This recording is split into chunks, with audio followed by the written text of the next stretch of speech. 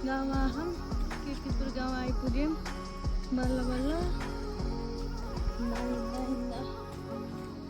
2 घन्टा लाग्छ भनेको ठ्याक्कै 2 घन्टा नै लाग्यो। यो गाउँमा मान्छे कोही बस्नुहुन्न, ठुल्ठुलो फर्सी फलेछ, फुलहरू कस्तो राम्रो। अलि बिस्तारै हिँड्नु न हौ।